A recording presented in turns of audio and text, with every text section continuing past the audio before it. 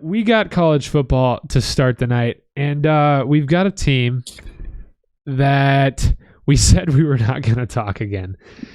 I feel like they're going to get talked about a lot more than we think. Thanks to Jay Norvell, we're right back in this seat talking about him again for the first segment of the episode of episode 2. So let's get right into that. The Rocky Mountain Showdown, it brought all the action. When I'm talking all the action, I'm talking a whole page of notes right down below me here. We'll start with the trash talk. We'll start with the smoke. We'll start with the only thing that hyped this matchup to the point where it got to.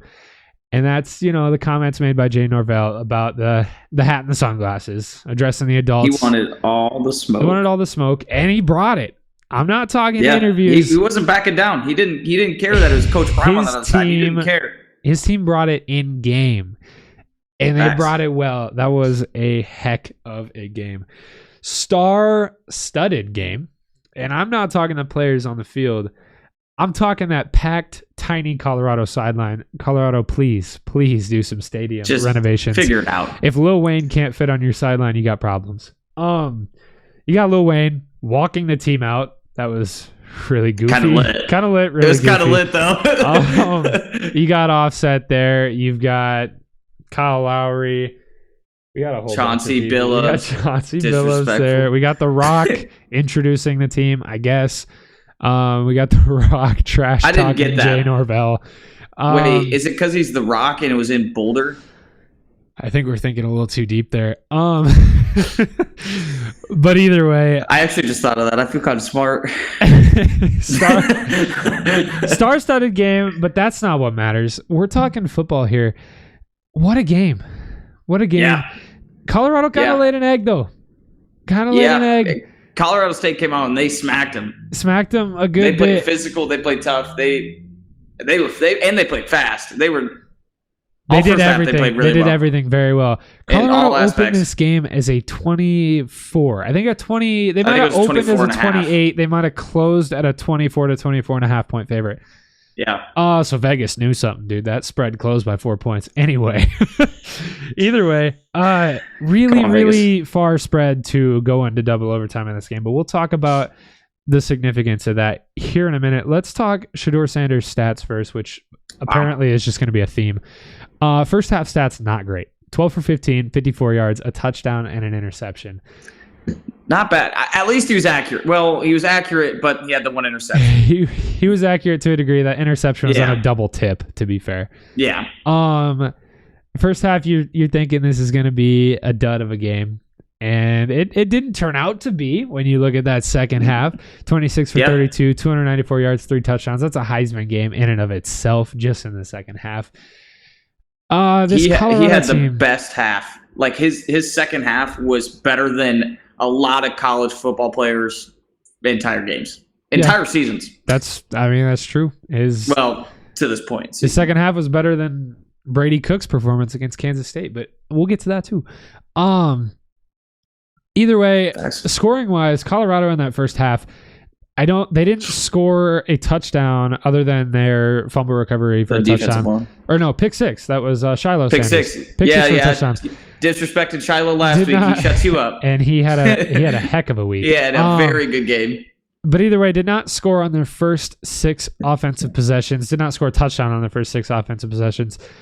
Second half, they scored on 5 of their last 6. So this team really got fired up in the second half. They came out, they did their thing.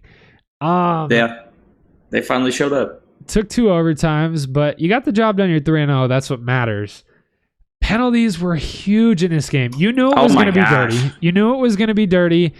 You knew it was going to be chippy. It's already a big rivalry. I mean, there's a lot of casuals who don't understand the significance of this rivalry. That's the 100th time they've played. Yeah, not only is it a big rivalry, but it's even bigger now because Colorado has this huge hype around them. So Colorado State's coming in we're going to beat you on your home turf. And obviously the trash talking built it even more. So Colorado State came in and they were going to play dirty no matter what. Oh yeah, and they were ready to win. That team came ready to win, came ready to perform. They came ready and hungry. Yes, they did. Flags though. Flags. ridiculous. Colorado State flagged 17 times for 187 yards. 11 of those personal fouls. You had the targeting very late in the game. You had the face mask very late in the game. There's a lot. There's a lot going on penalty wise. The fact that you still almost won this game with that many penalties, but flip side, Colorado, I believe, also had 11 penalties. Not a whole lot of personal fouls, but also had 11 penalties for around 89 yards, I believe. But penalties just that's ridiculous. I expected you can't win football games. Given that. You can't. You can't win football games that way. You can't win football games with a -4 turnover margin and 187 yards of penalties. It's really hard to do. They almost did it. Yeah. But it's really hard to do. Now, before we move on, very impressive if they did. Before we move on, is there any cause for panic out of this Colorado team? I think a little bit, because obviously they lost Travis Hunter. We didn't talk about it much, but they lost Travis Hunter because of that dirty hit. They did. And he's gone the next, I think, 3-4 weeks, something like that. Should be gone the next 3-game stretch, which we were. Yeah, the stretch we talked last week. Yeah, like we talked last week. Big 3 games: USC, Oregon, and I can't remember the Arizona State. Arizona State. I knew it was an Arizona one. Arizona State not looking great. Yeah, but if you come out in that first half against Oregon or USC, Arizona State, you can come out like that in the first half and still probably beat them by 50. But if you come out the first half they did against Colorado State, they're not beating Oregon, and they're not coming close to touching USC. You wouldn't think. Oregon's got a lot going for them right now. They look good. Oregon looks very good. You come out like that against Oregon, you don't have a whole lot of a shot.